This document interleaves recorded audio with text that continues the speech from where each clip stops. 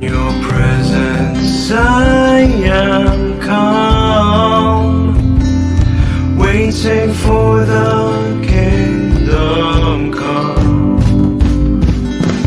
In His name I find, in His name I find, in His name I find the peace I seek. In His name I find, in His name I find, in His name I find the joy I seek.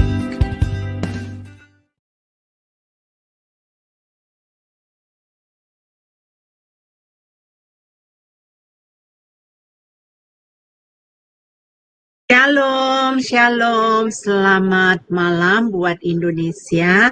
Tidak terasa kita kembali lagi ya. Hari ini adalah hari Jumat ya. Tepatnya kita akan belajar mengenai materi pelajaran sejarah penebusan.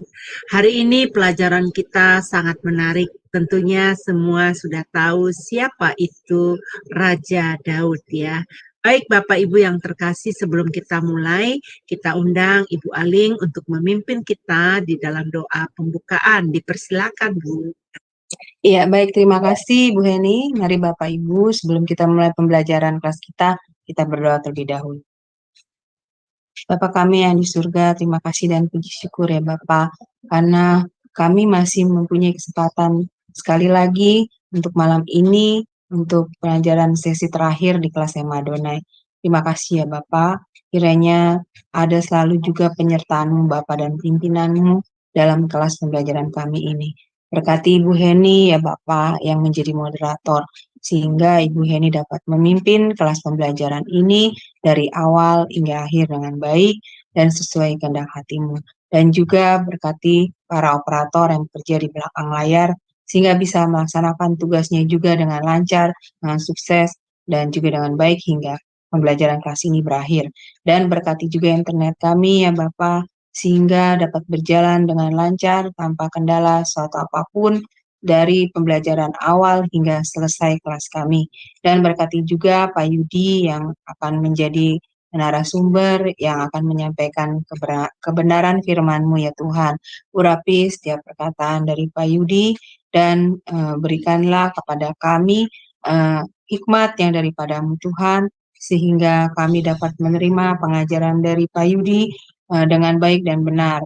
Dan mampukan Pak Yudi juga untuk bisa menyampaikan kebenaran firman-Mu sesuai dengan kehendak hati-Mu.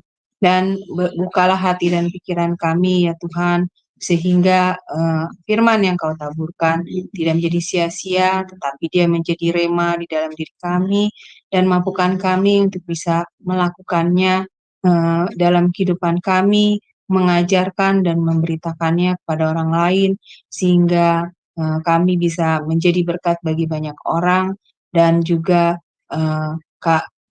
sehingga nama-Mu selalu dimuliakan ya Bapa, baik di surga maupun di bumi. Dan kami serahkan ya Bapa waktu ini selanjutnya di dalam tangan-Mu, biar kiranya kelas ini akan dapat berjalan dengan lancar dari awal hingga akhir dalam pimpinan-Mu Tuhan. Terima kasih Tuhan, doa ini kami panjatkan dengan perantara Tuhan Yesus Kristus, Juru Selamat kami yang hidup. Haleluya, amin. Amin, amin. Terima kasih untuk Ibu Aling telah memimpin kita dalam doa pembukaan. Mari kita melihat profil dari Bapak Pendeta Yudi ya, supaya kita mengenal siapakah dia. Siapa yang baru pertama kali, supaya bisa mengenal siapa dosen kita malam ini. Dipersilakan.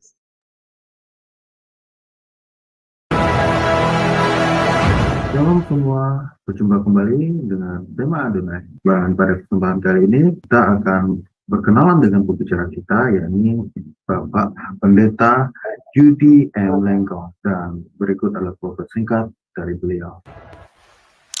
Nama lengkap Pendeta Yudi PM Lengkong, Eskom, MDiv MTH Demin.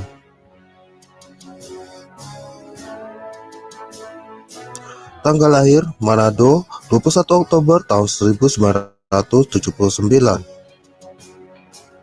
Alma mater Sarjana Komputer Eskom di Universitas Bina Nusantara Jakarta pada tahun 2003. Master of Divinity (MDiv) di The Presbyterian General Assembly Theological Seminary, Florida, US pada tahun 2010.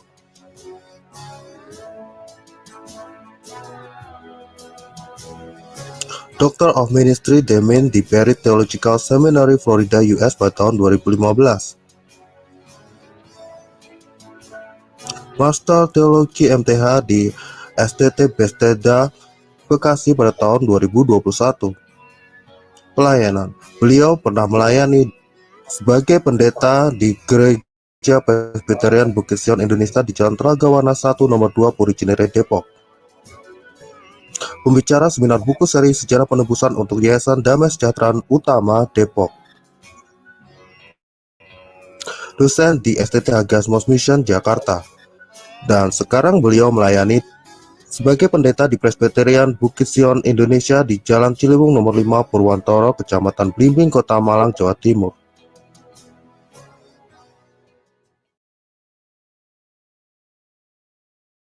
Ya, terima kasih untuk operator kami Bu Aling yang telah menampilkan profil dari hamba Tuhan Pendeta Yudi Lengkong.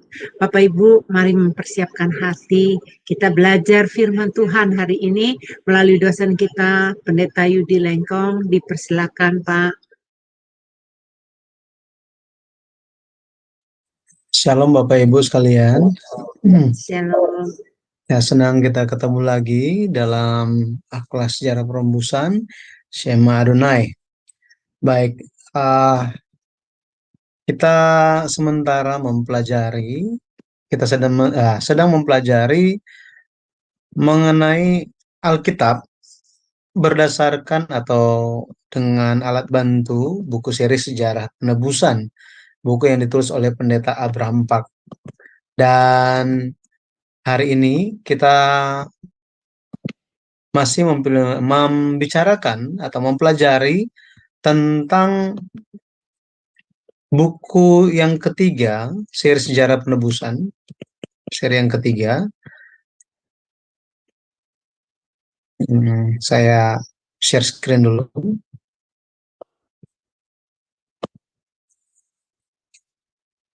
Dengan tema yang telah disampaikan sebelumnya di bannernya itu adalah perlindungan Allah dalam pelarian Daud. Perlindungan Allah dalam pelarian Daud. Kalau kita melihat di dalam silsilah Yesus Kristus, Daud itu merupakan sosok yang sangat penting, sangat-sangat penting.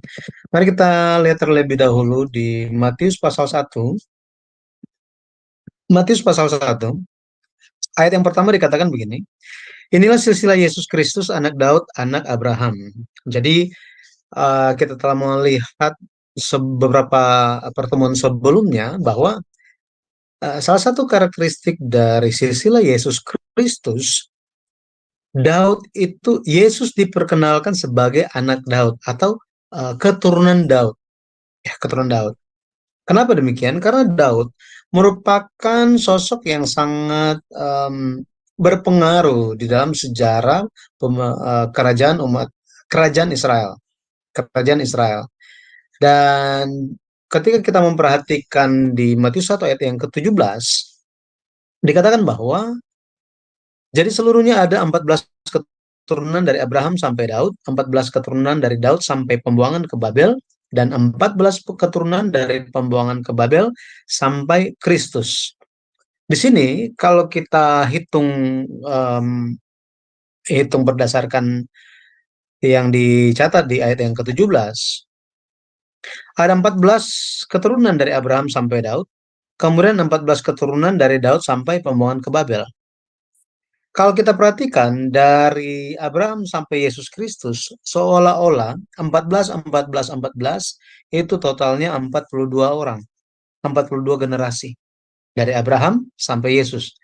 Tetapi kalau kita hitung satu persatu, hanya ada 41 generasi. Alasannya karena nama Daud diulang 2 kali. Nama Daud diulang 2 kali. Dia mengakhiri periode pertama, tetapi dia juga mengawali periode sisa Yesus Kristus yang kedua, gitu ya. Jadi dia disebut dua kali. Makanya 14, 14, 14, seharusnya 42 generasi, cuma ada 41 karena nama Daud diulang dua kali. Kenapa demikian? Kalau kita lihat di dalam Alkitab, dikatakan di kitab Petrus bahwa Alkitab ditulis itu bukan karena keinginan manusia, melainkan oleh dorongan Roh Kudus. Itu sebabnya ada tujuan kenapa Daud itu diulang dua kali. Salah satu alasannya itu untuk menekankan Daud, menekankan seorang Daud sehingga pembaca perlu memperhatikan Daud. Lebih lagi, kitab Matius atau Injil Matius itu ditujukan bagi pembaca Yahudi, orang Yahudi. Jadi itu Injil sebenarnya pada waktu itu ditujukan bagi orang Yahudi. Dan orang Yahudi sangat mementingkan sila dan dalam sejarah mereka sangat menghargai tokoh Abraham dan Daud. Nah, dengan Daud diulang dua kali ini, pada akhirnya mereka akan memperhatikan Daud ini. Nah, kalau kita melihat mengenai Daud, Daud itu menjalani kehidupan yang sangat-sangat berat. Kehidupan yang sangat berat. Akan tetapi kehidupannya yang sangat berat demikian merupakan suatu proses dari Allah untuk Daud bisa menjadi seorang raja yang memahami hati rakyatnya, dan dia juga ditempa atau dibentuk sedemikian rupa, pada akhirnya dia bisa bersandar sepenuhnya kepada Allah. Sehingga dia bisa menjadi seorang pemimpin yang luar biasa. Hari ini pun, bagi kita semua, kita adalah imamat yang rajani, kan? Kita adalah imamat rajani. Priesthood, kita katanya. Ya. Jadi, kita semua perlu mengikuti jejaknya Daud. Jejak apanya? Bukannya maksud saya supaya kita ikut jejak Daud, kita dikejar-kejar orang mau dibunuh gitu ya, bukan. Tetapi kita perlu mengikuti jejak Daud, memiliki sikap yang mau diproses oleh Tuhan. Dengan tujuan Tuhan ingin kita memahami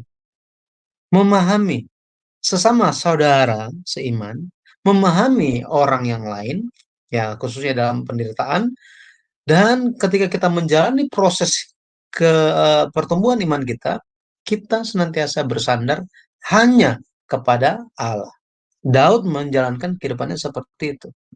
Nah, jadi mengenai Daud itu dibahas di buku yang ketiga, seri Sejarah Penebusan yang ditulis oleh Pendeta Abraham Part.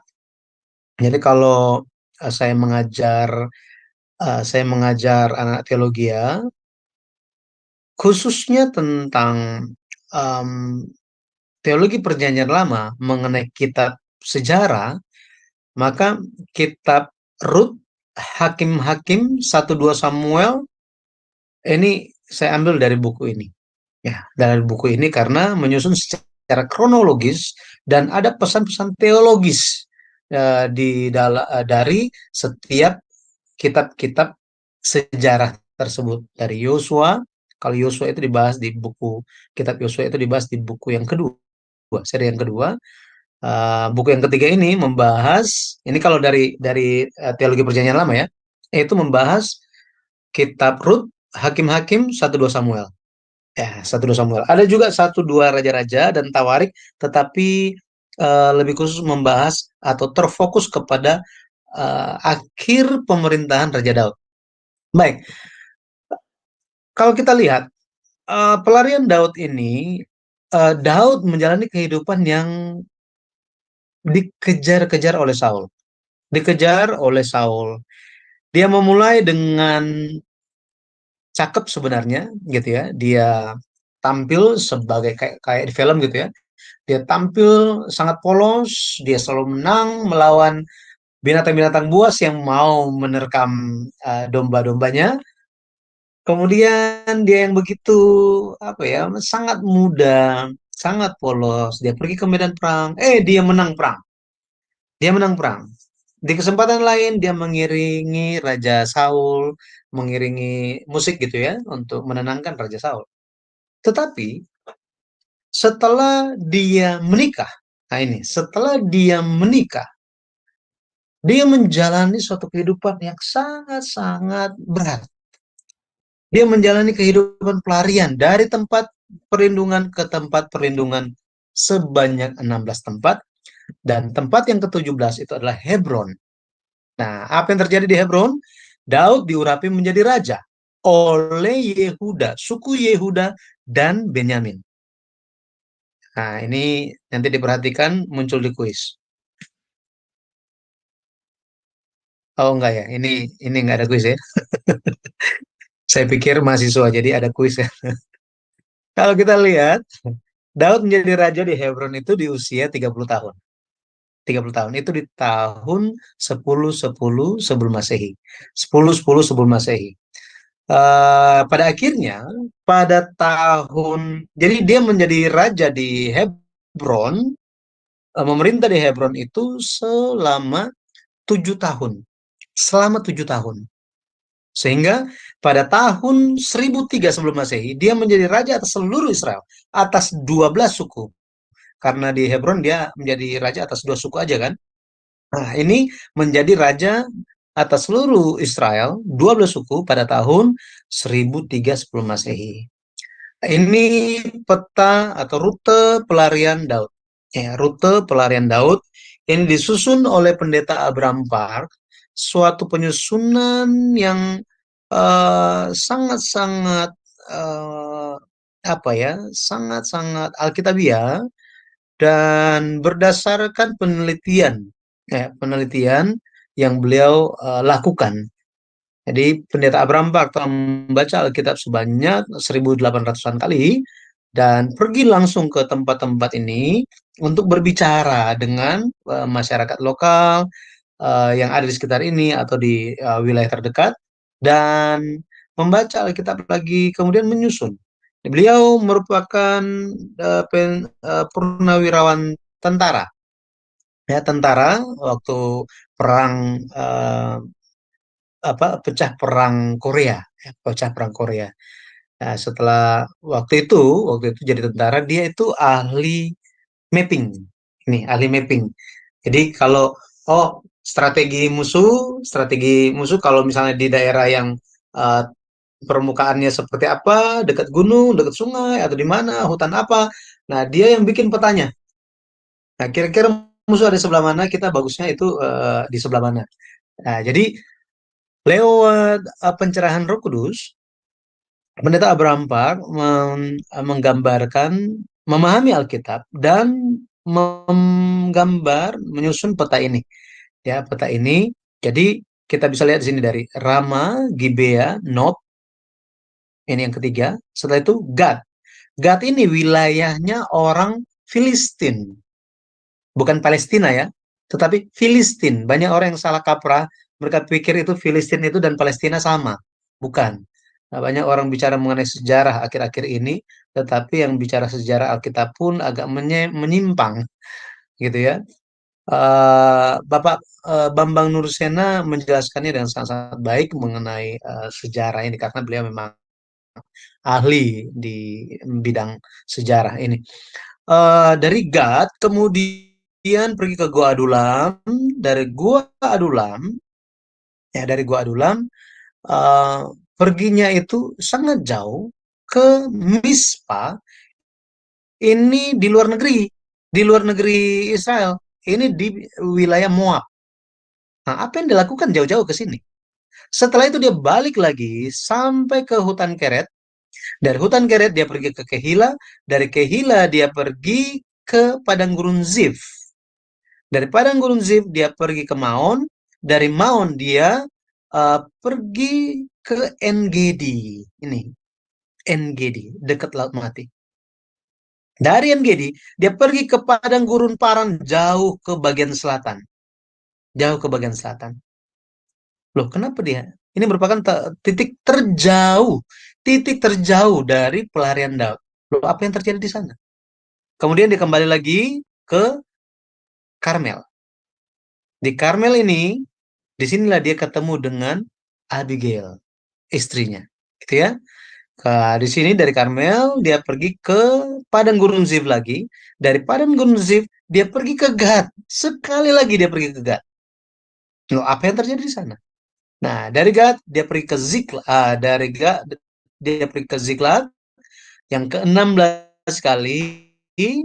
Ini masih jadi Gad dan Ziklag ini adalah wilayah Filistin. Dia ke Hebron, tempat yang ke-17.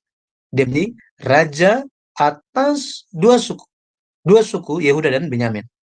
Nah, apa yang terjadi? Kenapa dia pergi ke tempat-tempat ini? Apa yang terjadi di setiap tempat ini? Pendeta Abraham Pak menyusunnya secara kronologis dan membantu kita untuk memahami seperti apa kehidupan Daud itu dan bagaimana kehidupan dia. Kita baca dulu 2 Samuel 5 ayat yang keempat. Daud berumur 30 tahun pada waktu ia menjadi raja. 40 tahun lamanya ia memerintah. Jadi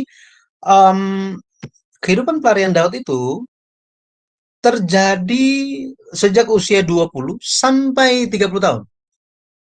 Dari usia 20 sampai 30 tahun. Jadi dia melarikan diri dari Saul, dikejar-kejar selama 10 tahun. Wah, itu luar biasa. Ya, sangat berat kehidupan dia. Nah, dari 17 tempat pelariannya atau tempat perlindungan dia, Pendeta Abraham Pak membaginya menjadi 3 tahap. 3 tahap. Tahap yang pertama, dari Rama ke Hutan Keret. Ke Hutan Keret itu dari tahun 1020 sampai 1018 sebelum Masehi. Ini sekitar 2 tahun. Sumber atau dasar Alkitabnya ada di 1 Samuel 18 sampai pasal 22 ayat 23. Kemudian periode kedua itu dari Kehila sampai ke padang gurun Zif itu dari tahun 1017 sampai 1015. Ini pun berlangsung sekitar 2 tahun. Dasar Alkitabiahnya, catatannya ada di mana? 1 Samuel 23 sampai pasal 26 ayat 25. Dan yang terakhir dari Gad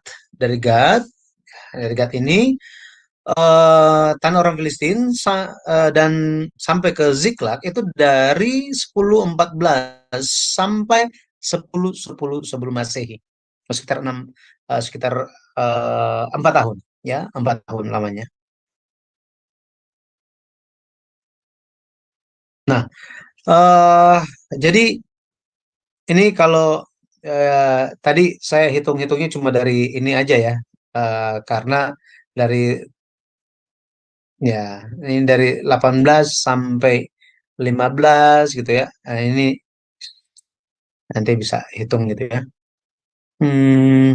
Oke, baik.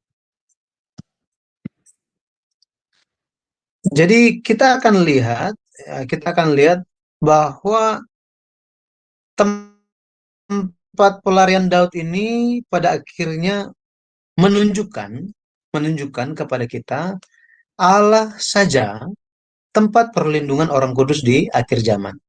Hanya Allah saja. Kita nggak bisa berlindung ke mana-mana pun. Kalau misalnya dunia ini Perang Dunia Ketiga, perang apa lagi gitu ya, dan segala macam hal terjadi, tempat perlindungan kita pada akhirnya hanya siapa? Hanya Allah saja. Ya, mari kita lihat tahap yang pertama itu dari Rama sampai Hutan Keret. Ini sekitar 3 tahun. Ya, sekitar 3 tahun. Kalau kita lihat petanya, ini yang warna biru. Ya, warna biru dari Rama, Gibea, Nob, Gad, Gua Adulam, Mispa di Moab, Hutan Keret. Sampai di sini, Hutan Keret.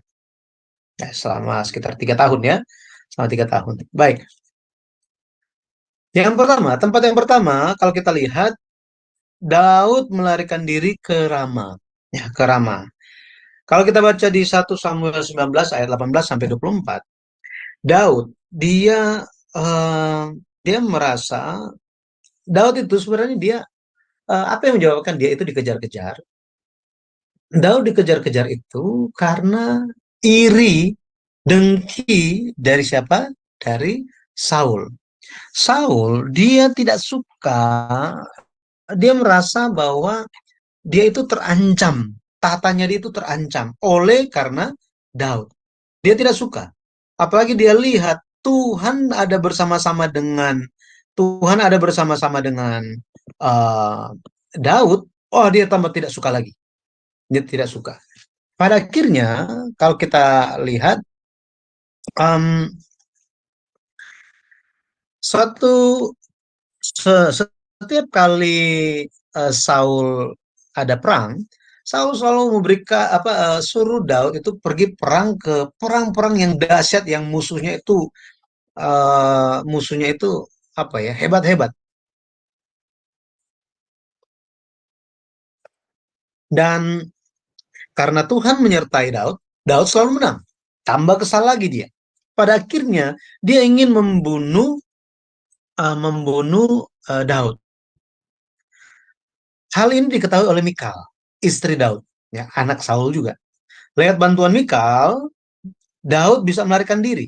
Dan tempat pertama yang dia tuju adalah Rama. Rama artinya tempat tinggi. Pertanyaannya, kenapa Rama? Kenapa Rama? Kalau kita lihat lagi petanya sini, ya, ini dia pergi ke Rama. Ini dia dari Gibea dia. Dari Gibea dia pergi ke Rama. Mengerti ya? Jadi dari Gibea dia pergi ke Rama. Ngapain dia pergi ke Rama? Ada alasan. Kenapa? 1 Samuel 19 ayat 18. Setelah Daud melarikan diri dan luput, sampailah ia kepada Samuel di Rama dan memberitahukan kepadanya segala yang dilakukan Saul kepadanya. Kemudian pergilah ia bersama-sama dengan Samuel dan tinggallah mereka di Nayot. Jadi Daud pergi ke Rama karena Samuel kampungnya di sana. Kampungnya di sana. Ketika ada suatu hal yang tidak dia pahami, ketika dia sementara bahaya, yang dia lakukan pertama kali adalah mencari orang Tuhan. Mencari orang Tuhan. Orang kudus hari ini benar-benar harus mencari Tuhan. Lewat doa, lewat firman, kita bertekun. Mencari Tuhan. Nggak mengerti. Cari orang Tuhan. Ya, hamba Tuhan. Dan minta untuk bersama-sama mendoakan. Gitu ya. Jadi mencari jawaban dari Tuhan. Mencari jawaban dari Tuhan. Kalau kita lihat, ada hal yang terjadi di Rama ini. Jadi Rama kemudian ada satu wilayah, satu kampung itu namanya Nayot, gitu ya, Nayot. Setelah tahu bahwa Daud pergi ke Rama, Saul mengutus orang-orang suruhan sampai 3 kali diutus. Tetapi utusan yang pertama, utusan yang kedua, semuanya kembali ke Gibea dalam kepenuhan seperti Nabi. Kepenuhan seperti Nabi. Ini yang terjadi. Akhirnya Saul pergi dan dia juga kepenuhan. Ya, kepenuhan sampai-sampai menanggalkan pakaiannya dan telanjang. 1 Samuel 19 ayat 20 sampai 24.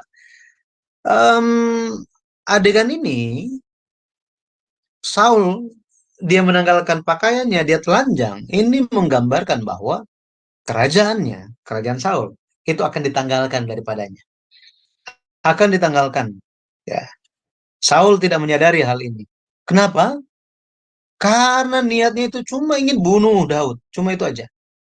Itu sebabnya kalau kita lihat ketika tantangan datang kepada kita, datang kepada kita, kita perlu menguasai godaan itu. Kalau tidak, kita akan jatuh dalam godaan itu. Kalau kita lihat Saul, dia tidak berjaga-jaga, pada akhirnya dia lebih aktif lagi dalam dosa. Ini, lebih aktif lagi dalam dosa. Pada akhirnya dia menjadi buta, ya, tidak bisa melihat. Ayat 25 ayat 2 dikatakan kekuasaan dan kedahsyatan ada pada dia dan yang menyelenggarakan damai di tempatnya yang tinggi. Jadi raja itu ditetapkan oleh Allah saja. Kekuasaan itu semua ada pada Allah saja. Itu sebabnya Saul tidak menyadari hal ini sehingga dia hancur. Ya, ini yang terjadi. Kemudian dari Rama dia pergi ke Gibea. Sebenarnya senior saya, Pendeta David Won, itu mengajarkan satu demi satu tempat-tempat ini.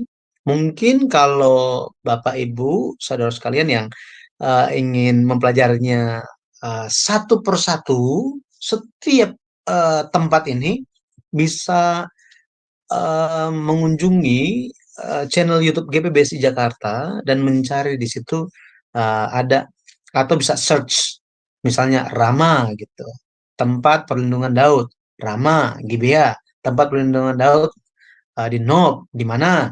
Nanti bisa satu persatu dijelaskan dengan sangat detail dan ajarannya bagi kita yang hidup di zaman sekarang itu apa. Nah, dari Rama, Daud pergi kemana? Yang berikutnya ke Gibea. Loh, Saul, Saul itu setelah dia sadar dari kepenuhannya, dia kan pulang ke Gibea kan. Nah, ngapain Daud pergi ke Gibea, tempat Saul ada di sana? Ini menjadi pertanyaan kan, kenapa dia mesti pergi ke sana? Gibea artinya bukit atau gunung kecil. Mengenai Gibea ini, catatannya ada di 1 Samuel 20 ayat 1 sampai 42. Kalau kita lihat Gibea, Gibea adalah salah satu kota suku Benyamin. Ini kampung halamannya Saul, ya, Saul. Tetapi alasan Daud pergi ke Gibea adalah untuk menemui Yonatan. Untuk menemui Yonatan. Ngapain? Ingin tanya, ingin memastikan, Yonatan, papa kamu itu benar-benar ingin membunuh saya atau enggak sih? Apa yang benar yang ada dalam yang sebenarnya niat papa kamu? Saya dilempari tombak loh, sampai 2 kali. Yonatan bilang apa? Enggak lah, papa saya enggak kayak gitu. Ya memang dia agak aneh, tapi ya enggak lah, papa saya kenal papa saya. Tapi Daud bilang apa? Tolong, tolong pastikan lagi. Tolong pastikan lagi. Niat papa kamu itu seperti apa? Ya. Ini kan harusnya ketika bulan baru tiba, nah ini ada tradisi ya. Ini tradisi ya. Orang Yahudi itu tradisi di zaman itu jika bulan baru atau awal bulan itu biasanya semuanya pada kumpul dan mereka itu kumpul sama-sama di kerajaan. Ya, khususnya untuk raja gitu ya. Kumpul semuanya, staf pegawainya, panglimanya semuanya itu ada semuanya. Tapi kalau kita lihat ketika hari pertama perayaan itu Saul tanya, mana itu anak Isai itu? Kok dia nggak ada? Yonatan bilang apa? Oh, lagi pulang kampung dia. Itu papanya ajak gitu. Oh ya oke. Hari kedua nggak muncul lagi. Akhirnya dia marah-marah. Dia marah-marah. Ya. Nah, di sini kalau kita lihat pada akhirnya ketahuan niat Saul seperti apa. Niat Saul. Yonatan ketika bertemu dengan Daud, di waktu itu, ya waktu mereka bertemu di Gibea ini, mereka membuat perjanjian, ya perjanjian, dan Yonatan meminta Daud, nanti tolong ya, kita itu tetap saudara sampai akhir, apapun yang terjadi, kita akan saling melindungi.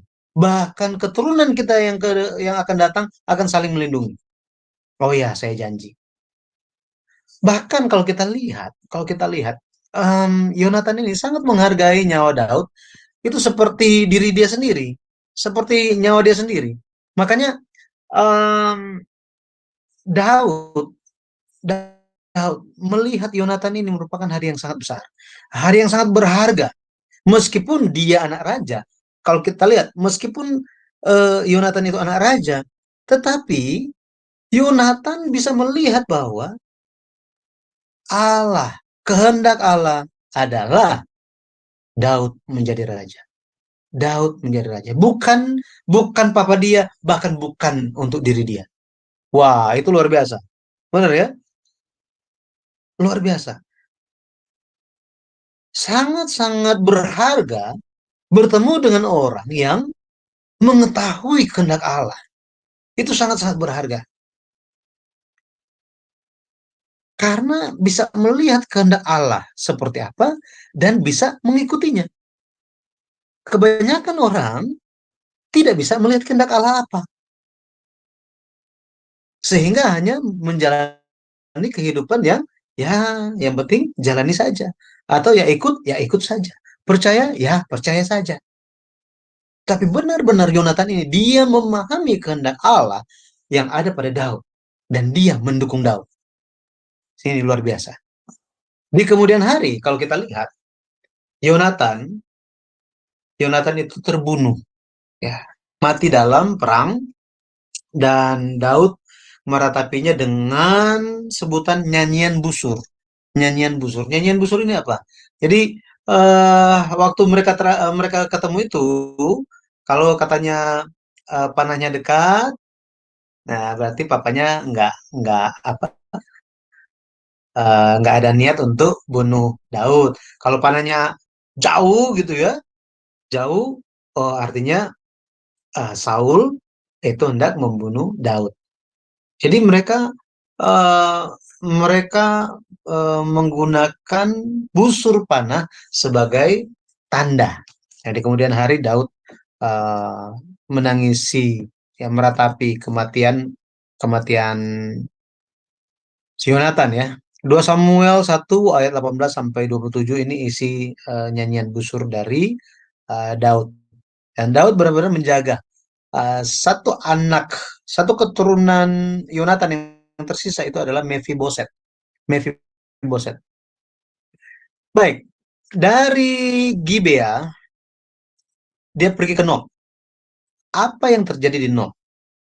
Kalau kita lihat Nob, Nob adalah kota imam. Arti Nob ini tempat tinggi atau bukit pengorbanan. Bukit pengorbanan. Catatan mengenai apa yang terjadi di Nob, apa yang Daud lakukan, itu ada di 1 Samuel 21 ayat 1 sampai 9. Ayat 1 sampai 9. Nah, Daud setelah dia tahu niat yang sebenarnya dari Saul, dia pergi ke Nob. Dia pergi ke tempat imam. Dia pergi ke tempat kudus. Ya. Dan dia ingin menanyakan masa depannya seperti apa. 2 Samuel 22 ayat 10 dan ayat 15. Kita bisa lihat di sana. Tetapi kalau kita lihat ketika kepala imam di kota Nob yang bernama Ahimelek menanyakan, kamu di sini lagi ada apa gitu. Biasanya kamu selalu sama-sama Raja Saul, kok kamu sekarang sendirian? Apa yang terjadi? Daud berbohong. Dia ada tugas rahasia dari raja. Daud berbohong. Alkitab catat apa adanya Daud berbohong. Jadi seorang Daud pun dia berbohong. Alkitab tidak sembunyikan ini. Alkitab tampakkan memang Allah ingin bekerja melalui Daud untuk mendirikan suatu kerajaan yang dahsyat gitu ya. Lewat Daud. Tetapi Allah pun menyatakan bahwa Daud berbohong. Dan akibat kebohongannya 85 imam yang ada di kota Nob mati dibunuh. Mati dibunuh. Gara-gara perkataan bohong. Ya memang pada akhirnya Allah tidak bicara lagi mengenai dosa Daud. Betul ya? Kita kan cuma tahu kebanyakan kita tahu itu dosa Daud tentang apa? Tentang dia tidur dengan istri orang kan? Ya, ya itu yang kita tahu. Tetapi Daud juga manusia dan dia jatuh di dalam dosanya. Dia berbohong. 85 imam. Wow, dahsyat sekali ya. Dahsyat sekali. 1 Samuel 22 ayat 17 sampai 19. Sangat-sangat dahsyat. Darah tercurah di kota Nob. Gara-gara siapa? Gara-gara perkataan bohong Daud. Itu sebabnya kalau kita bicara mengenai perkataan bohong, salah satu akibat dari perkataan bohong itu adalah bikin orang nyawa menyelang, nyawa orang melayang, nyawa orang melayang. Itu kita harus berjaga-jaga, ya. Nah, kalau kita lihat, ya, kalau kita lihat apa yang terjadi pada waktu itu, ketika Daud sementara bersama dengan siapa namanya, Daud sementara dengan Ahimelek, pada waktu itu ada orang yang lain yang memperhatikannya, ada yang melihat dia. Siapa yang melihat dia? Itu adalah Doeg, ya, Doeg. Nanti kita akan lihat mengenai Doeg ini, orang Edom, orang yang laporin bahwa laporin ke Saul bahwa Daud bertemu dengan Imam Ahimelek. Kita lanjut dulu. Dari Nob, Daud melarikan diri sampai ke Gad. Ya, ke Gad. Apa yang terjadi di Gad? Ya, ini Gad. Kalau kita lihat Gad, arti nama Gad adalah tempat pemerasan anggur. Tempat pemerasan anggur. Catatannya ada di 1 Samuel 21, 1 Samuel 21 ayat 10 sampai 15. 10 sampai 15. Nah, kalau kita lihat Gad, ini merupakan satu dari 5 kota besar orang Filistin. Lebih lagi, Gad itu kampungnya Goliat. Masih ingat dia ya? Masih ingat ya? Nah, Daud berpikir bahwa di wilayah Israel itu sudah tidak aman. Satu-satunya dia bisa aman adalah di negeri orang. Saul nggak akan pergi kejar dia sampai ke kota orang Filistin, wilayah orang Filistin. Enggak. Karena biasanya Saul itu kalau perang itu pasti di wilayah Israel atau perbatasan aja. Jadi dia pergi ke Gad. Daud ini pergi ke Gad. Masalahnya ketika dia pergi ke Gad, perwira-perwira dari kota Gad, dari Raja Akis, lihat gitu kan. Loh, ini kayaknya kita kenal ini orang nih. Kayaknya kita kenal. Kita kenal di mana ya? mereka saling, ini kan ada banyak tentara kan waktu perang, waktu Goliat itu dibunuh kan semua orang kan lihat. Selain daripada itu, Daud sering pergi berperang melawan orang Filistin juga setelah peristiwa dan Goliat itu. Jadi banyak orang Filistin yang kenal Daud. Makanya mereka lihat, loh, ini kayaknya Daud deh. Ini nih orangnya nih. Ini nih panglima orang Israel, panglimanya Raja Saul. Wah, akhirnya mereka bawa, tangkap dan perhadapkan kepada Raja Akis, ya, Raja Akis. Waktu itu untuk menyelamatkan diri, Daud berpura-pura menjadi orang yang gila, lupa ingatan. Seperti itu. Dia membiarkan itu ilernya, air ludahnya itu menetes ke janggut supaya orang-orang tentara-tentara, perwira-perwira Filistin itu percaya bahwa dia ini orang gila, bukan Daud. Mazmur 56 dicatat oleh Daud menggambarkan peristiwa ini. Daud menggambarkan di Mazmur 56 bahwa apa? Ayat yang ke-9 dikatakan bahwa kesengsaraannya dihitung Tuhan. Bagaimana air matanya itu sepenuh kirbat. Kirbat itu tempat simpan air minum ya, yang terbuat dari kulit. Katanya apa? Air matanya itu banyaknya sampai seperti sama seperti kirbat katanya. Banyaknya. Tetapi sebanyak itu air matanya, kesengsaraannya dihitung Tuhan. Dan Daud menyadari bahwa penderitaannya yang dia lalui itu pun seizin Tuhan, dalam pemeliharaan Tuhan, dan dia memuji Tuhan. Bayangkan, ketika kita lagi susah, lagi sangat sesak hati kita, terancam hidup kita, adakah kita memuji Tuhan? Daud mengajarkan kita. Wah, terlalu sulit Tuhan untuk memuji Engkau, terlalu berat kau dan saya. Belajar dari Daud. Baca Mazmur 56. Oke, jadi berharap kepada Tuhan sampai akhir, memuji Dia, pada akhirnya Tuhan akan menolong. Tidak ada satu orang pun, ini janji Tuhan, tidak ada apapun yang bisa merebut kita dari tangan Allah Bapa kita. 1 Yohanes 5 ayat 18. 1 Yohanes 5 18. Jadi Daud, dia tetap memuji Tuhan, tetap penuh harapan meskipun di hadapan maut. Ya.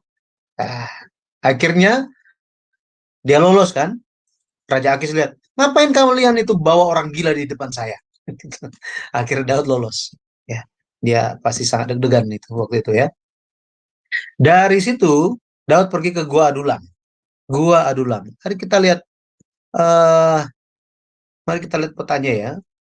Gua Adulam. Nah, jadi dari Gad ini Daud pergi ke Gua Adulam di sini ya, Gua Adulam. Nah, apa yang terjadi di Gua Adulam? Tempat yang kelima ini. Gua Adulam, arti namanya tempat pelarian atau tempat persembunyian, tempat isolasi. Catatannya di 1 Samuel 22 ayat 1 sampai 2. Yang terjadi di Gua Adulam adalah, yang pertama, saudara-saudara Daud, keluarganya, orang tua Daud menemui dia. Kenapa? Karena di zaman itu, kalau ada satu anggota keluarga itu dikejar-kejar oleh penguasa di zaman itu, maka keluarga dari orang tersebut itu bisa dibunuh, ya, bisa dibunuh. Tetapi mereka datang menemui Daud. Di saat yang sama juga, sekitar 400 orang yang dalam kesukaran berkumpul kepada Daud. 1 Samuel 22 ayat 1 sampai 2, nanti bisa baca mengenai hal itu. Kalau kita baca di Mazmur 142, Daud menulis ketika di Gua Adulam ini, apa yang terjadi di Gua Adulam, dia menyatakan, dia mengaku, hanya Tuhanlah tempat perlindungan, tempat persembunyian. Mazmur 142 ya, 142. Masih ingat ada lagu? Yesus gunung batu perlindunganmu, gunung batu perlindungan. Yesus gunung batu perlindunganmu, tempat berlindung yang teguh. Jadi Yesuslah gunung batu. Ya, Yesuslah tempat perlindungan. Daud melihat Allah saja tempat persembunyiannya. Dari Gua Adulam, mana Gua Adulam ini, Daud pergi sangat jauh sampai ke Mispa di Moab. Nah ini nih. Jadi dia pergi ke luar negeri, ke Filistin, kemudian pergi ke Moab. Ngapain dia pergi ke sana? Ya, ngapain pergi ke sana? Mispa. Arti kata Mispa adalah menara jaga. Mispa, menara jaga. Catatannya ada di 1 Samuel 22 ayat 3 sampai 4. Ayat 3 sampai 4. Kalau kita lihat kenapa Daud mesti pergi ke Moab? Di Moab, Daud menitipkan orang tuanya kepada Raja Moab. Coba bayangkan, dari semua alasan yang bisa kita terima, yang bisa masuk akal, kenapa Daud menitipkan orang tuanya ke raja kafir, raja asing? Kenapa? Karena Moab adalah kampung halaman atau negeri dari Ruth, nenek dari papanya. Oke, sekarang kita bicara mengenai silsilah ya. Silsilah kitab Ruth. Daud papanya siapa? Isai. Betul ya? Daud papanya Isai. Papa dari Isai siapa? Obed. Obed. Kemudian papanya Obed, Boas. Puas. Betul ya? Boas. Istri Boas siapa? Ruth, perempuan Moab. Jadi kita bisa memperhatikan bagaimana Allah dalam pemeliharaannya menyiapkan tempat perlindungan bagi Daud dan keluarganya jauh-jauh sebelum Daud lahir. Bayangkan, luar biasa ya. Itu sebabnya siapa yang tahu mengenai masa depan kita? Hanya Tuhan saja. Siapa yang menjadi pengharapan kita, yang menjamin kehidupan kita? Itu adalah Allah saja. Makanya jaminan yang sangat diberkati itu adalah keselamatan di dalam Yesus Kristus. Yesus bukannya tiba-tiba spontan datang menyelamatkan umat manusia. Tidak. Yesus telah ditentukan. Yesus adalah predestinasi Allah. Sudah ditentukan. Ya, sudah ditentukan. Pada waktu yang ditetapkan, yang genap, Yesus datang. Dia lahir. Dan Yesus menjalankan pekerjaan keselamatan. Pekerjaan penebusan bagi umat manusia. Moab itu negeri asing, negeri dari Ruth.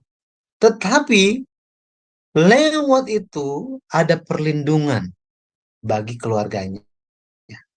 Ya, dia titipkan keluarganya di sana. Daud berserah hanya kepada Tuhan saja. Dia berserah. Dia percaya bahwa apa? Allah adalah menara jaga. Ini menara jaga. Seperti arti Misbah. Amsal 18 ayat 10, Mazmur 61 ayat 4. Kemudian kalau kita lihat dari Misbah di Moab, ini Daud balik lagi ke dalam Israel, negara Israel. Dia pergi kemana? Hutan Keret. Hutan Keret. Nah, apa yang terjadi di sini? Apa yang terjadi di hutan Keret? Hutan Keret. Keret artinya tebal. Tebal. Jadi hutan yang tebal.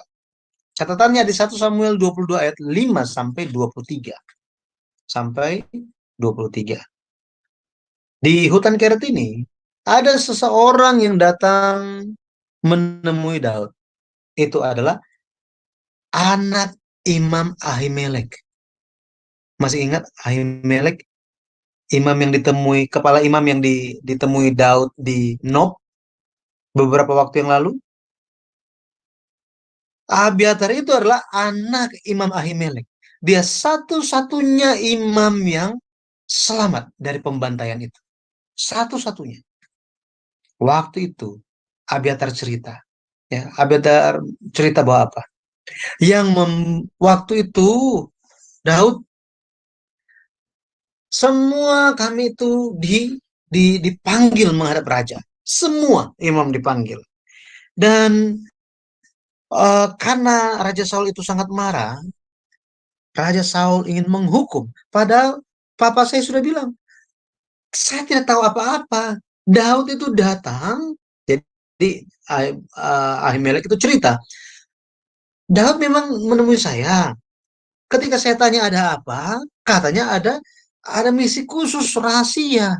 Makanya saya nggak bicara apa-apa lagi, saya nggak tanya, saya terima apa adanya. Saya karena saya memang tidak tahu apa-apa. Waktu pembicaraan itu terjadi, Doeg hadir. Doeg itu yang orang Edom, dia itu yang bertugas untuk menjaga ternaknya Saul. Doeg bilang, ya saya ada lihat Daud pergi ke Nob. Saya nggak tahu apa yang dibicarakan, tapi ya kita kan nggak tahu ya, namanya juga ya sudah ada di situ, saya juga nggak lihat apa semua, tapi ya mereka ada ngobrol-ngobrol, saya nggak tahu apa yang mereka obrolin, tapi saya lihat pedangnya Goliat itu diberikan. Kemudian imam juga ambil roti yang dipersembahkan di tabernakel diberikan kepada Daud. Nah, kalau hanya lihat itu saja kan kita bisa mikir bahwa apa? Tentu ada sesuatu lah di situ. Masa nggak tahu sih? Jadi meskipun Doeg bicara tentang fakta, Daud menemui Ahimelek, tetapi Doeg, orang Edom itu, mengatakan fakta dengan niat jahat.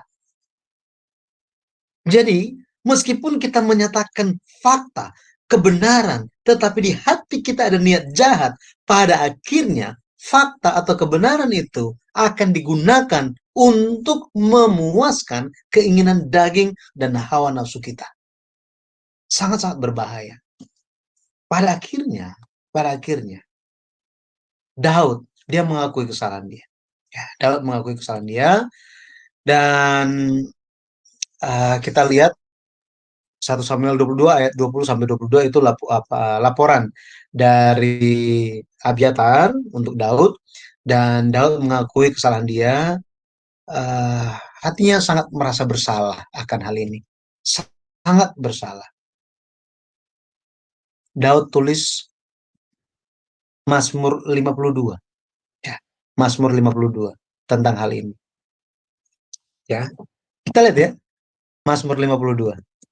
Mazmur 52.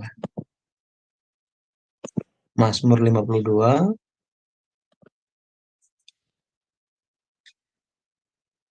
Saya bacakan mulai ayat yang pertama. Untuk pemimpin biduan, nyanyian pengajaran Daud. Ketika Doeg, nah ini yang kita sedang bicarakan nih. Orang Edom itu datang memberitahukan kepada Saul bahwa Daud telah sampai di rumah Ahimelek.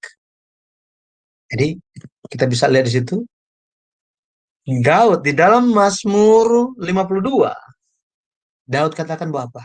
Lidah tipu muslihat Doeg itu seperti pisau cukur yang diasah, katanya. Pisau cukur yang diasah, sangat-sangat tajam, ya, sangat tajam. Lebih lagi, kalau kita lihat, lidah yang berhikmat itu menjadi obat yang menyembuhkan, membawa keselamatan. Tetapi lidah yang menipu membawa maut. Amsal 12 ayat 18 dibandingkan dengan Mazmur 57. Mazmur 57 ayat yang kelima. Yakobus 3 ayat 8.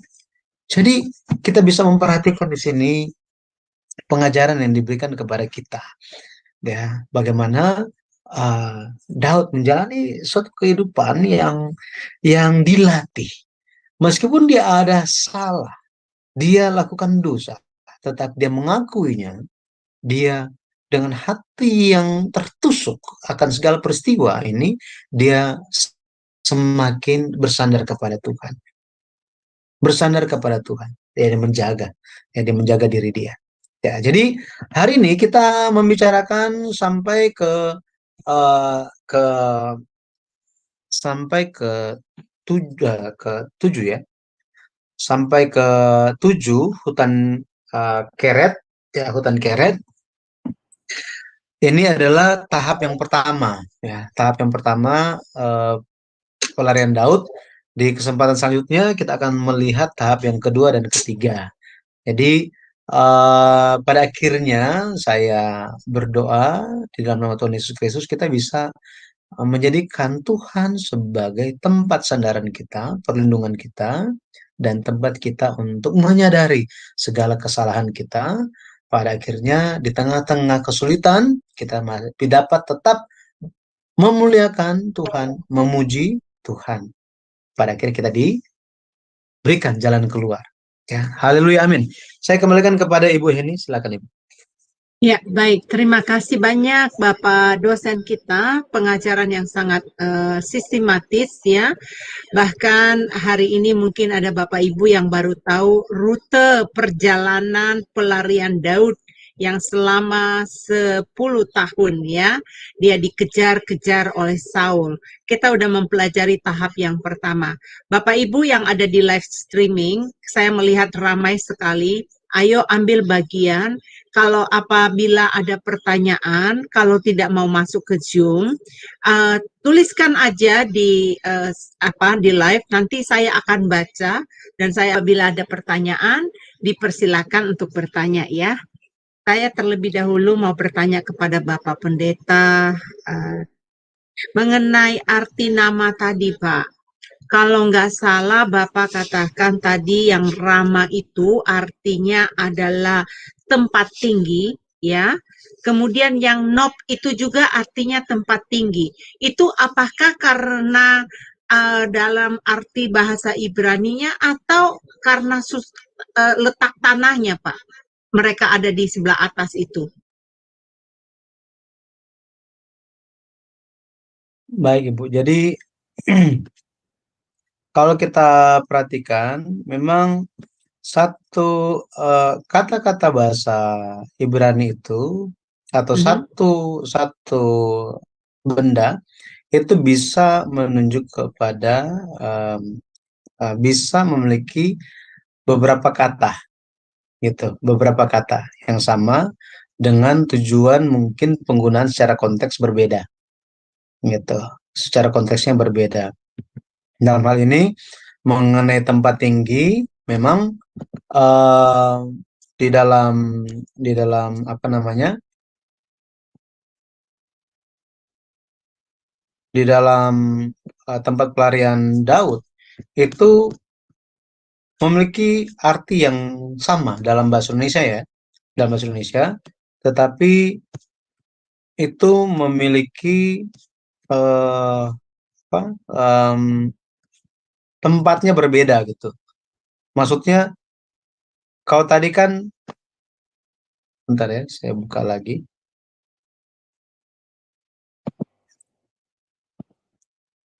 Nob itu artinya tempat tinggi atau bukit pengorbanan, gitu ya, bukit pengorbanan. Kalau Rama, Rama itu,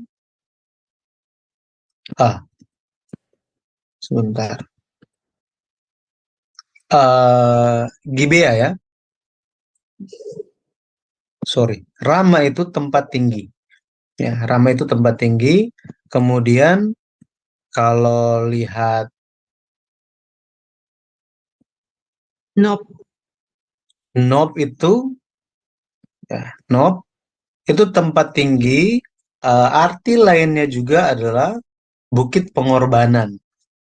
Ya, jadi bisa memiliki arti yang sama, ya, arti yang sama, tetapi em, penggunaannya berbeda, gitu.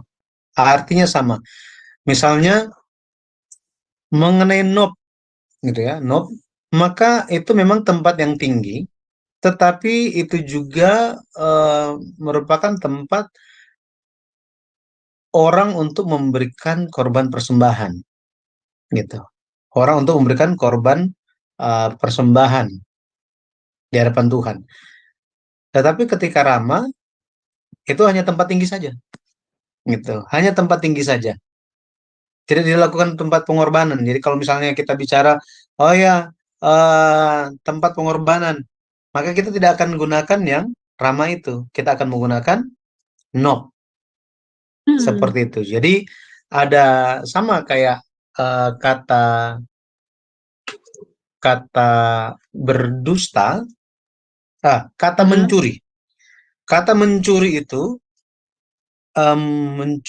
berdusta. Berdusta itu ada dua dalam bahasa bahasa Ibraninya. Ya, ada dua. Yang pertama itu eh, memiliki arti.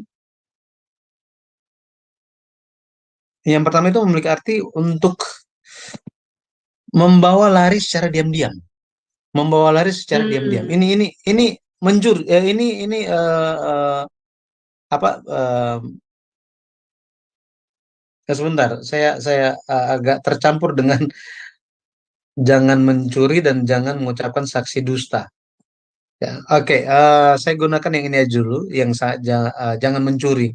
Kata mencuri itu adalah ganap, ganap yang menunjuk kepada membawa lari dengan diam-diam. Ya, membawa lari dengan diam-diam sesuatu atau ya seperti itu. Tetapi ada kata yang lain, artinya mencuri juga, tetapi itu mengambil dengan paksa, Hmm. mengambil dengan paksa. Artinya sama, sama, gitu ya. Artinya sama. Jadi ketika menggunakan kata rama dan nob ini memiliki orang Yahudi memiliki pengertian yang seperti itu, gitu ya. Lebih jelas lagi kalau misalnya lihat tentang bukit-bukit pengorbanan, nah, itu bukan hanya tempat tinggi biasa, tetapi Hmm. tempat tinggi untuk memberikan korban persembahan. Jadi dibedakannya seperti itu. Dibedakannya seperti itu.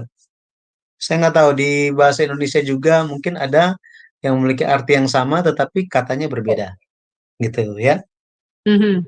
Kira-kira seperti itu Ibu. Baik, baik. Terima kasih banyak, Pak. Adakah lagi yang mau bertanya? Pertanyaan? Mungkin mau discuss mengenai pelajaran yang tadi ada 7 tempat ya, kota ya, yang ini yang saya catat. Yang saya tertarik waktu di Mispa itu loh, Pak, di Moab itu. Kan perjalanannya Daud itu kan dia perginya jauh banget ke luar negeri ya. Dia asalnya dari kota lain, dia pergi ke Moab. Dan sampai dia di Moab juga, dia melarikan diri ke Moab itu dengan ada tujuan ya Pak ya, karena dia ingin menitipkan orang tuanya ke Raja Moab. Nah, itu sangat sangat saya bilang wah, luar biasa ya penyertaan Tuhan buat Daud gitu loh. Dipakai orang yang tidak kenal Tuhan untuk bisa melindungi Daud itu. Itu yang saya sangat ini dan eh, terus Tuhan itu membuat si Ruth itu nikah sama apa kawin sama Obed itu bisanya dia bisa mempercayai Tuhan yang dipercayain oleh Obed itu luar biasa itu uh, benar yang tadi Bapak Pendeta katakan sebelum kejadian terjadi kepada Daud sebelumnya Tuhan sudah mempersiapkan semua itu buat jalan langkah-langkah untuk melindungi Daud di kemudian hari. Mungkin orang-orang lain nggak kepikiran ini Pak. Ini hal yang baru buat orang mungkin. Saya pribadi baru di-refresh lagi. Iya juga ya. Benar, kalau nggak demikian kejadiannya, ya Daud bisa habis dong, bisa mati dikejar-kejar Saul ya Pak Pendeta ya. Iya, jadi memang Tuhan itu bekerja dengan sangat teratur. Tuhan Hmm. merencanakan segala sesuatu, itulah Tuhan kita.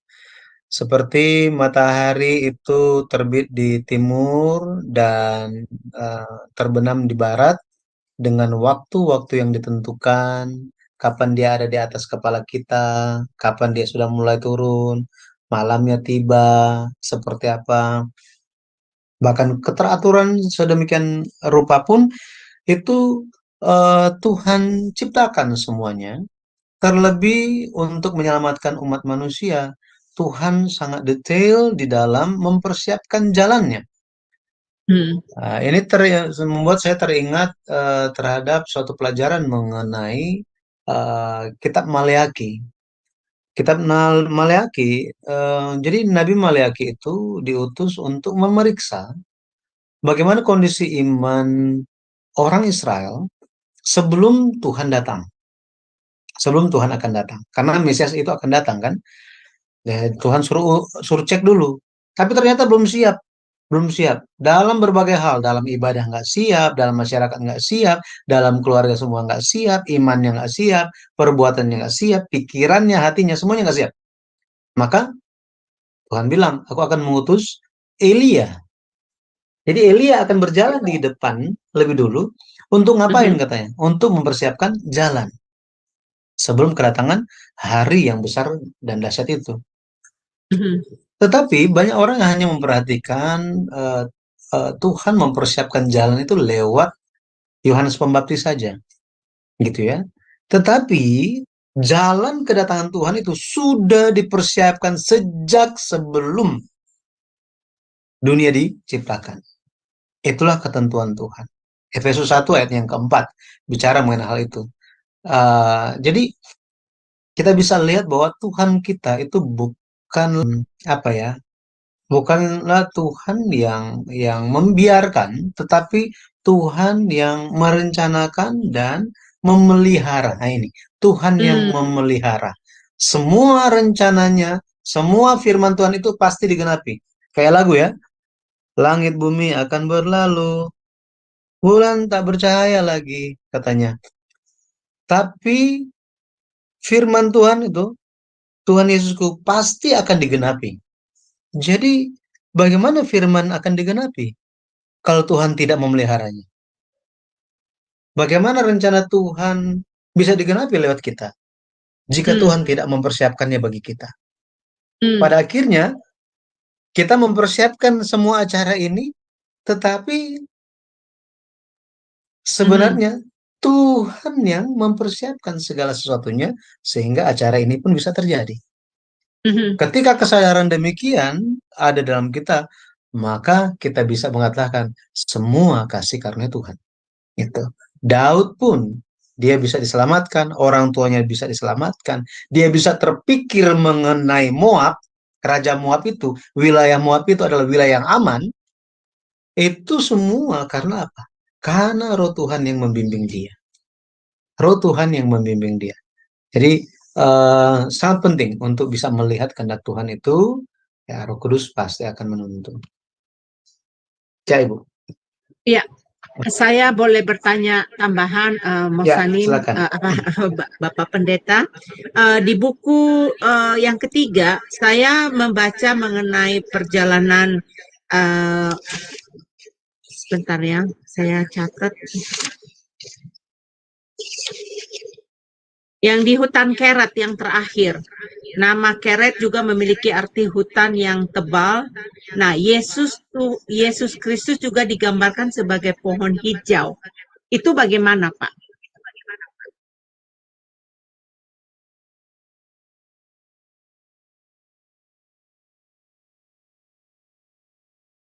Itu di mute, Pak. Belum selesai. Ya. Tolong, Pak. Jadi kalau kita lihat Pendeta Abraham Park, bagaimana dia menjelaskan itu bahwa perlu untuk melihat makna penebusannya, ya makna penebusannya, karena Yesus Kristus itu sudah dibicarakan lewat kitab-kitab suci,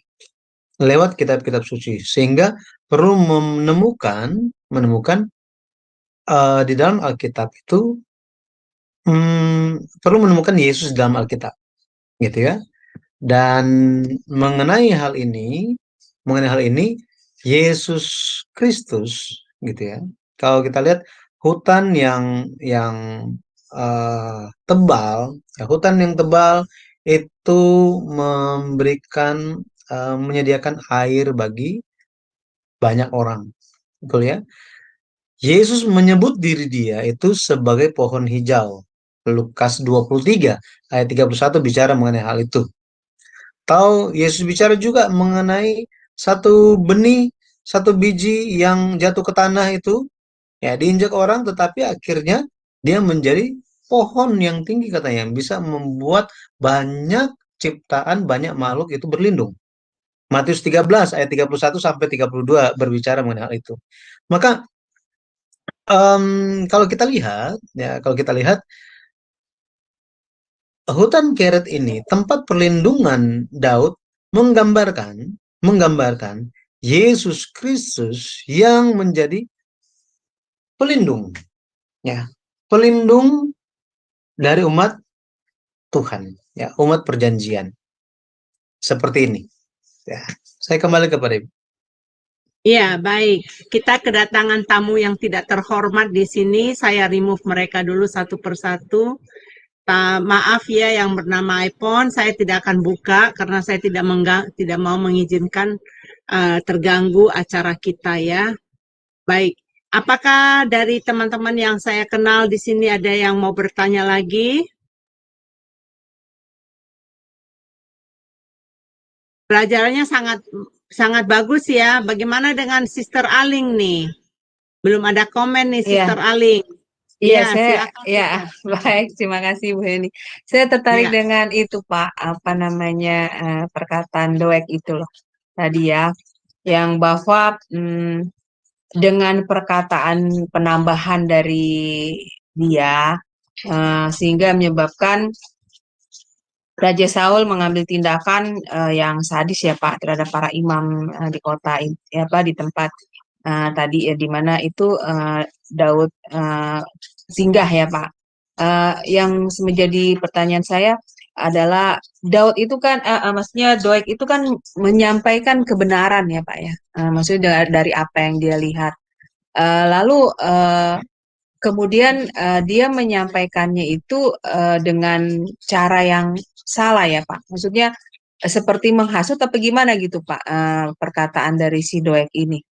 Iya, terima kasih Pak Yudi. Ya, coba kita lihat ayatnya ya. Ya. Kita lihat ayatnya supaya kita bisa temukan apa yang terjadi gitu. Apa yang terjadi sehingga kita bisa menemukan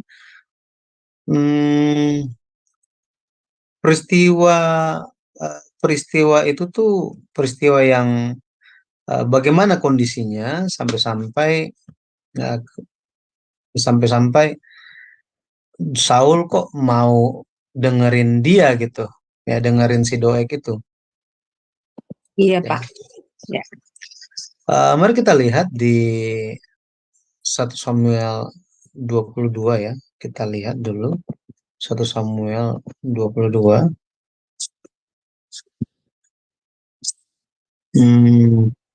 Sebentar.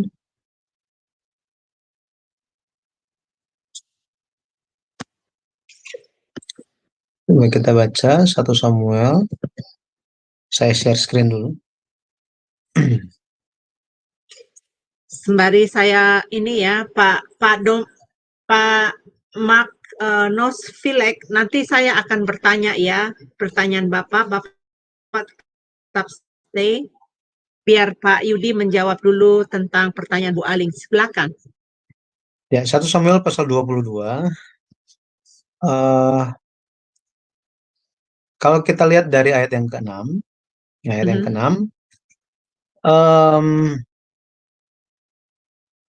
oke. Di ayat yang ke-6 sampai ayat yang ke-8, dia sangat kesal, Saul itu sangat kesal karena ternyata Yonatan itu mengikat persahabatan dengan Daud itu tidak ada ya, semua orang tahu tetapi nggak ada yang kasih tahu Saul bahwa anaknya dan Daud itu temenan sangat dekat gitu. Sangat dekat. Kemudian bagaimana Yonatan itu juga memberikan pengaruh kepada pegawai-pegawai yang lain supaya jangan terlalu mendukung apa yang papa dia sampaikan gitu. Jadi kita bisa lihat stresnya Saul ya di sini.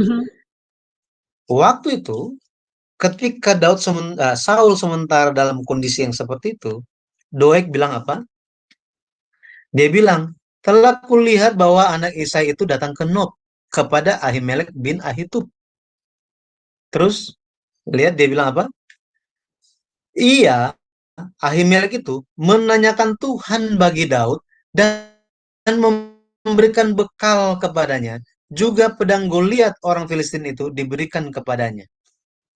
Tuh. Nah, ini kalau kita perhatikan, sepertinya dia itu mengatakan hal yang hal yang apa ya,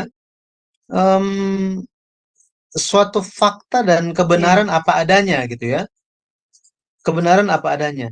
Akan tetapi, akan tetapi Doeg melakukan hal ini, dia memberikan jawaban seperti ini bukan karena dia itu bukan karena dia itu eh, tanpa maksud jahat ini. Bukannya tanpa maksud jahat, tetapi dia ada maksud jahat. Ada maksud jahat. Nah, ayat-ayat berikutnya kalau kita lihat, kalau kita lihat ya, ketika Ahimelek itu dipanggil, semua keluarganya, para imam dipanggil semuanya. Saul tanya di ayat yang ke-13, "Mengapa kamu mengadakan persepakatan melawan aku, engkau dengan anak Isai itu, dengan memberikan roti dan pedang kepadanya, menanyakan Allah baginya, sehingga ia bangkit melawan aku, menjadi penghadang seperti sekarang ini?" Gitu. Nah, jadi di dalam posisi yang seperti itu, Saul itu memiliki niat jahat. Saul memiliki niat jahat. Dan apa yang dilakukan oleh Doeg adalah membantu membantu supaya niat jahat dari Saul ini terlampiaskan. Ini yang terjadi. Makanya ketika Ahimelek bilang apa? Siapa di antara segala pegawaimu? Siapa di antara segala pegawaimu yang dapat dipercaya seperti Daud? Apalagi ia menantu raja dan kepala para pengawalmu dan dihormati dalam rumahmu. Bukan ini pertama kali aku menanyakan Allah bagi dia. Ini apa dia bilang? Jadi ini Daud datang menanyakan suatu hal kepada Ahimelek, itu sebenarnya satu hal yang biasa gitu. Jadi Ahimelek melihat itu suatu hal yang biasa. Nah, dia bilang kan, "Janganlah menuduh seperti itu," katanya. "Hambamu tidak tahu apa-apa mengenai hal itu." Raja bilang apa? "Engkau mesti dibunuh, Ahimelek. Engkau dan keluargamu."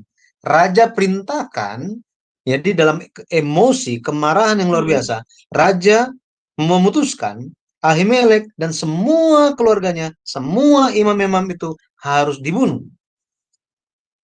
Apa yang Raja Saul sampaikan kepada tentara-tentara, pegawai-pegawai dia? "Bunuhlah para imam itu karena mereka membantu Daud." Bunuh katanya. Tetapi apakah tentara-tentara itu mau bunuh? Nggak mau mereka. Kenapa nggak mau? Karena itu imam. Itu imam loh. Imam yang merupakan wakil Allah, milik Allah. Nggak ada yang berani. Tetapi ketika raja bilang kepada Doeg, "Majulah engkau, paranglah para imam itu." Apa yang Doeg lakukan? Doeg maju. Doeg bunuh. Bayangkan yang dibunuh. Yang dibunuh Doeg itu siapa? 85 orang yang memakai baju efod dari kain lenan. Imam-imam dibunuh. Siapa lagi yang dibunuh? Penduduk Nob dibunuh. Laki-laki, perempuan, kanak-kanak, anak menyusu, lembu, keledai, domba, semua dibunuh. Bayangkan. Apakah Doeg itu menyampaikan pesan, menyampaikan kebenaran dengan niat baik? Tidak. Itu sebabnya nanti kalau Bapak Ibu ada kesempatan membaca buku yang ke-7, bersaksi dusta termasuk di dalamnya itu apa? Jadi ada banyak poin tentang bersaksi dusta. Jangan mengucapkan saksi dusta tentang sesamamu. Jadi salah satunya adalah berkata dengan tujuan yang tidak baik, berkata dengan memiliki niat yang jahat. Ini adalah saksi dusta. Nah, meskipun itu kebenaran, tetapi karena niatnya jahat, itu menjadi saksi dusta. Makanya ketika Daud berbicara mengenai Doeg ini, Daud berbicara tentang lidah yang menipu. Nah, tadi tuh, lidah yang menipu. Ya, Iya, iya. makanya di mata Tuhan dan di mata manusia itu berbeda. Mata manusia, dunia akan bilang apa? Ya memang begitu kok, apa adanya. Doeg benar. Ayo kita di pihak Doeg. Bapak Ibu mau di pihak Doeg? Berarti gini ya Pak, saya menangkapnya berarti dari perkataan Pak Pendeta Yudi adalah walaupun itu beritanya benar, tapi kita harus menggunakan lidah kita dengan berhikmat ya, Pak Yudi. Apa tidak selalu kita menyampaikan itu, maksudnya harus memikirkan terlebih dahulu ya Pak, akibat dari perkataan-perkataan kita itu, apakah itu membuat orang lain terbangun atau malah justru menghancurkan orang lain ya, seperti itu ya Pak Yudi ya, seperti yang Ya. dilakukan si Doeg itu. Jadi salah satu poin di dalam buku Sejarah Penebusan itu mengenai jangan mengucapkan saksi dusta tentang sesamamu, itu mengatakan kebenaran dengan maksud yang tidak tulus. Itu adalah pelanggaran. Iya kan? Betul, Makanya betul. jika kita ada ketulusan, ada kebenaran, ada roh Tuhan di dalam kita, maka kita pun akan tahu. Misalnya ada orang yang datang pun komplain mengenai orang yang lain. Gitu ya, komplain mengenai orang yang lain. Kan biasa kan, ini terjadi biasa kan. Orang Iya. curhat gara-gara ini, Iya, gara-gara itu, iya gara-gara ini, betul Pak, gara-gara iya. yang sana lah, apa semuanya. Tapi jika komplain itu merupakan komplain yang tidak benar dan kita cuma oh ya, diam aja gitu, kita berdosa. Ngeri Ya. sekali Oh tuh. gitu ya Pak. Jadi meskipun orang yang lain, siapapun dia, komplain kepada kita tentang orang yang lain, gitu ya. Jadi teman, dia komplain mengenai orang yang lain. Tetapi komplainannya dia itu sebenarnya tidak tepat, tidak benar. Iya. Kita tahu bahwa itu tidak benar. Terus kita cuma diem-diem aja, itu menjadi dosa bagi kita. Kita perlu nasihati teman kita itu, meskipun dia teman. Kasih nasihat. Nah, kasih Pak nasihat. Yudi, Pak, aku pernah begitu Pak. Pengalaman Alik itu ada tuh. Pak, terus terang ya Pak Yudi, aku pernah begitu. Tapi aku malah jadi berantem sama dia Pak. Karena dia nggak menerima perkataan aku, yang malah aku pakai firman Tuhan loh Pak Yudi. Malah aku dibilang menghakimi dia dengan firman Tuhan katanya Pak. Ya, makanya kita perlu memberikan nasihat itu juga dengan suatu kesadaran gitu ya. Kita sampaikan, dan jika memang dia belum bisa menerima hal itu pun kita tidak bisa memaksakannya. Tetapi kita sudah kasih tahu. Yang penting sudah kasih tahu. Yang terpenting itu ya Pak ya. Yang terpenting itu dia harus tahu bahwa apa yang dia komplainkan itu tidak sesuai dengan fakta misalnya. Tetapi perkataan kita bukan untuk supaya dia langsung bertobat saat itu juga, langsung ini, terus kita kasih firman sampai bertumpuk-tumpuk, akhirnya dia wah, udah kelabakan. Nah, itu nggak bisa. Maka kita harus bijaksana dalam hal itu. Iya, betul. Berhikmat ya seperti berdoa. tadi ya. Iya, seperti kata Daud itu di Mazmurnya ya. Ya baik Pak Yudi, terima kasih untuk penjelasannya. Tuhan berkati. Tuhan memberkati. Baik, Pak Yudi, ada pertanyaan dari Bapak Mark Nosflick ya, dari live streaming. Dia berkata gini, Pak Yudi, di manakah perbedaan pelanggaran Saul memakai baju efod dengan Daud memakai roti sajian?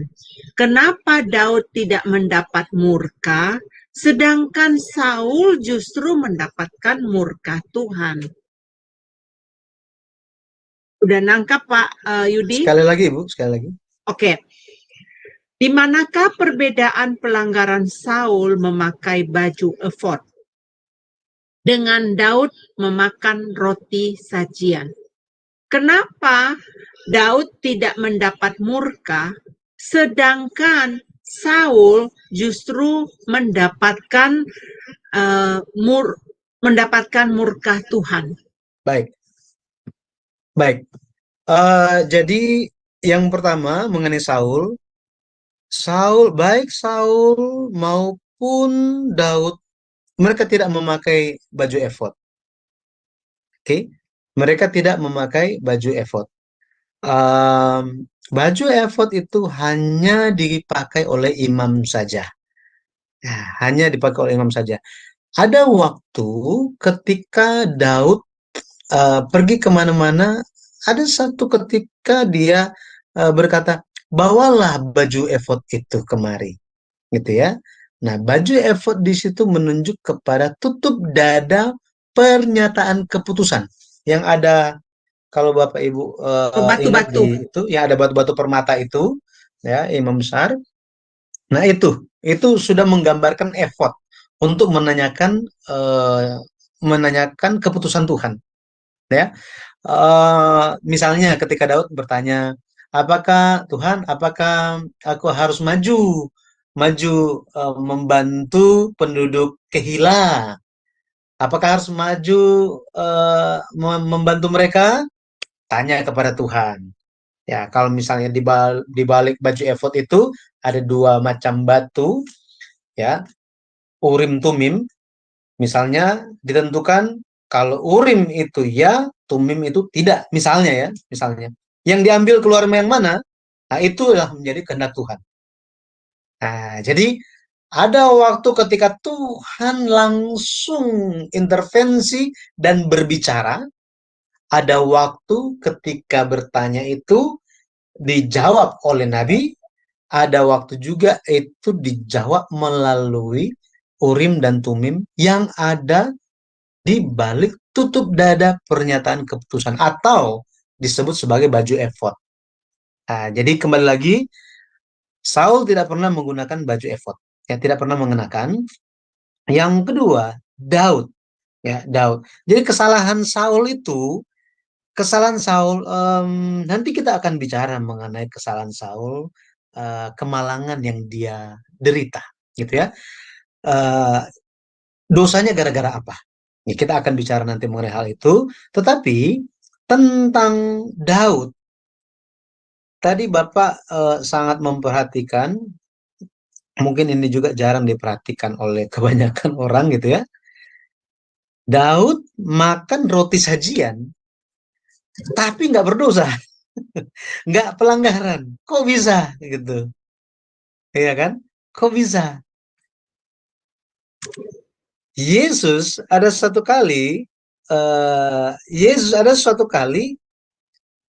ketika menjawab, ya, menjawab eh, imam imam-imam, kemudian orang ahli Taurat. Ketika Yesus menjawab, Yesus ada kutip mengenai hal ini, ya, mengenai hal ini, bahwa waktu Daud dia makan dan tidak berdosa katanya, gitu ya. Nah, ini bukan suatu kesalahan di hadapan Tuhan. Nah, ini sangat-sangat menarik, sangat-sangat menarik. Tetapi intinya begini, Tuhan tidak melihat itu sebagai suatu kesalahan. Nah, ini kan menjadi tanda tanya, kenapa? Nah, kalau kita bahas ini ada lagi gitu ya, ada lagi yang lain. Nah, saya akan cari penjelasannya. Mungkin di dalam kesempatan selanjutnya, saya minta kesempatan untuk em, mempersiapkan itu, karena saya pikir itu menarik gitu, menarik. Kenapa itu bukan suatu kesalahan gitu ya?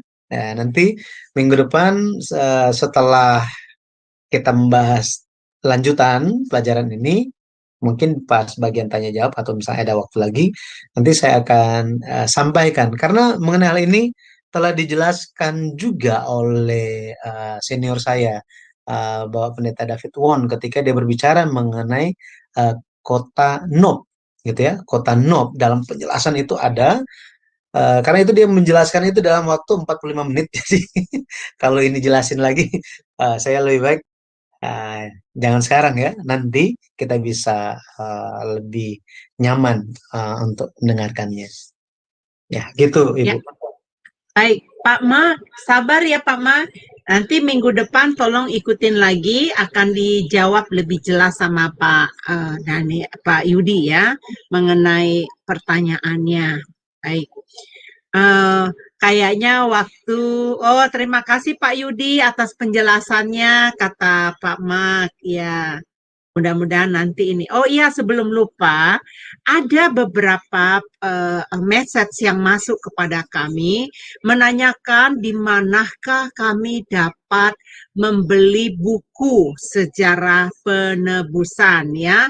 Saya akan tunjukkan sesuatu link ya. Nah, di apa namanya di Google aja, di Google ini nanti Bapak Ibu bisa melihat apa namanya Yayasan Damai Sejahtera Utama. Ini mengenai keterangan mengenai buku ya. Bapak Ibu juga bisa kirim email ke sana. Sebenarnya buku-buku ini juga ada di toko lain ya, kalau nggak salah ya Pak Yudi ya, ada di toko media, ada di toko lain gitu kalau memang mau beli ya. Nah ini buku yang sudah ada sekarang itu sebenarnya udah di translate ke buku 8, tapi baru 7 buku yang dicetak di dalam buku ini ya, dalam buku. Tetapi kalau dalam elektrik udah ada 8 buku sekarang. Nah, di setiap ini Bapak Ibu bisa klik, ini ada penjelasan buku 1 tentang apa, buku kedua tentang apa, dan seterusnya ya. Kemudian buku sejarah penebusan juga dibuat untuk anak-anak ya. Ini buku ini Bapak Ibu diminta oleh beberapa gereja. Bahkan penatua kami, penatua Alida, Nur, mengajarkan para guru-guru dari sekolah-sekolah dari gereja-gereja. Nah, ada meeting khusus untuk dididik bagaimana mengajarkan buku sejarah penebusan ini kepada anak-anak. Kenapa? Karena pengajaran sejarah penebusan ini sangat sistematis. Ya, ini dapat diikutin. Kemudian Bapak Ibu nanti tinggal klik ya buku ketiga di sini ada penjelasannya ya. Buku ketiga Bapak Ibu bisa lihat. Ingat ya, Yayasan Damai Sejahtera Utama. Nah, Bapak Ibu kenapa saya katakan tadi untuk melihat dan membeli buku itu ya? Karena apa yang dijelaskan Pak Yudi nggak bisa dia jelaskan keseluruhan. Jadi dia ceritakan mengajar kita intisarinya aja. Tapi penjelasan yang lebih detail, lebih lanjut ya itu adanya di buku seri yang ketiga. Saya juga punya Bapak Ibu walaupun saya ada di Amerika ya.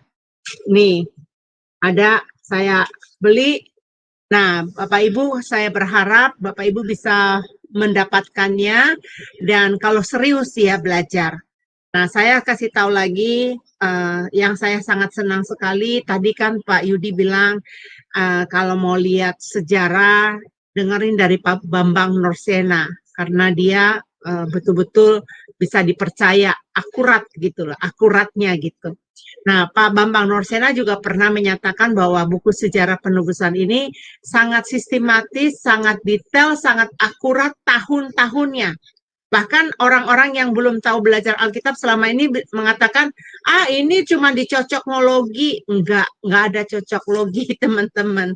Karena dari seluruh teologi ya di dunia, tidak ada yang menentang buku sejarah penebusan. Itulah sebabnya kenapa Henny saya ini cinta dengan buku sejarah penebusan. Kalau ada pengajaran ini ditentang oleh salah satu teologi, itu sudah mencurigai saya. Tapi seluruh dunia tidak ada satu teologi pun yang menentang pengajaran sejarah penebusan. Kalau Anda belum sampai tingkatnya ke sana, sabar, belajar, cari tahu, baca. Nanti dari sana Bapak Ibu bisa tahu bagaimana pengajaran sejarah penebusan ini ya. Kayak tadi kita sudah dijelaskan bagaimana pelarian Daud itu selama 10 tahun ya. Dia ada 3 tahap. Nah, baru kita mempelajari tahap yang pertama. Nanti kita sambung di minggu depan tahap yang kedua. Baik Bapak Pendeta, kalau boleh minta statement terakhirnya, rangkuman pelajaran hari ini, dan tutup kita di dalam doa.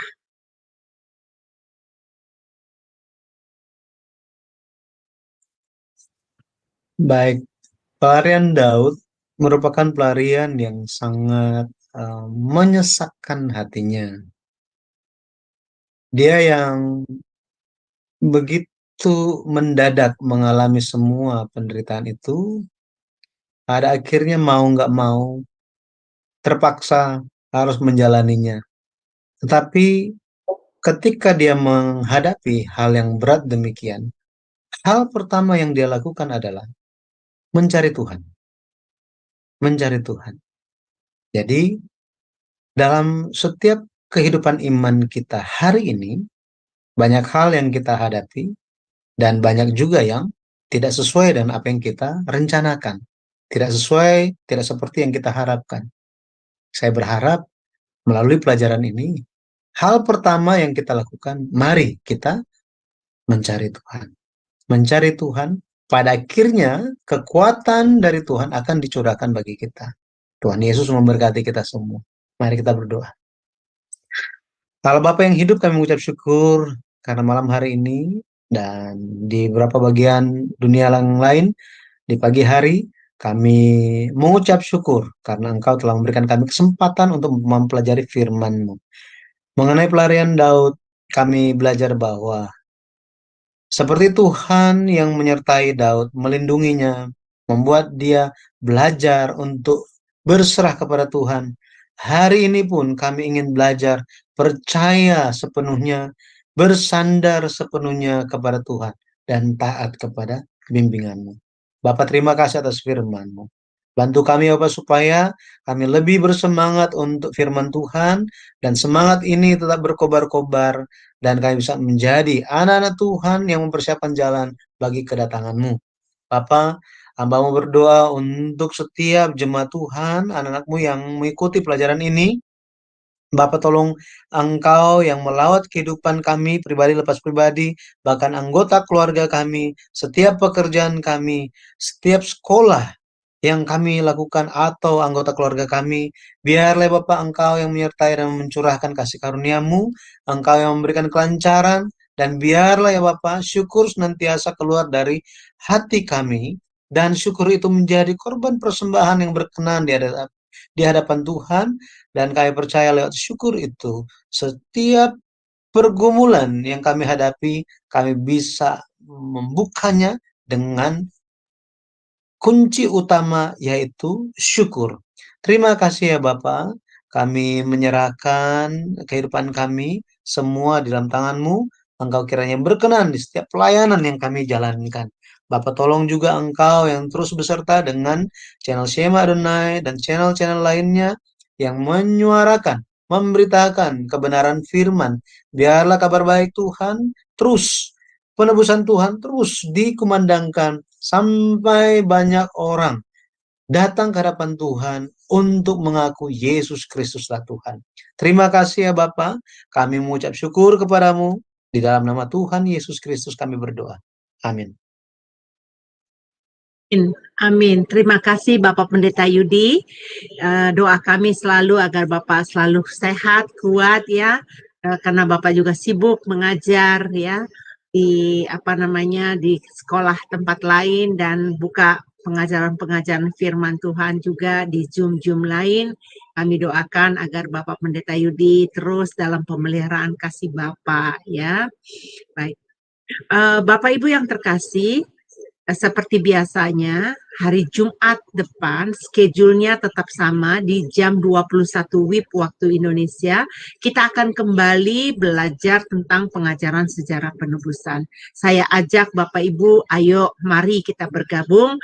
Kalau bila perlu, Bapak Ibu sharekan video ini ke tempat teman yang lain.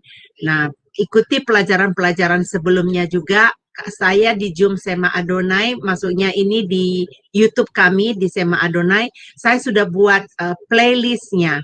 pengajaran buku sejarah penubusan yang jilid ketiga ini. Jadi Bapak Ibu bisa mengikuti dari pelajaran pertama, kedua, ketiga, dan hari ini adalah pertemuan yang ke-6 ya. Minggu depan kita pertemuan yang ke-7. Terima kasih, Tuhan Yesus memberkati.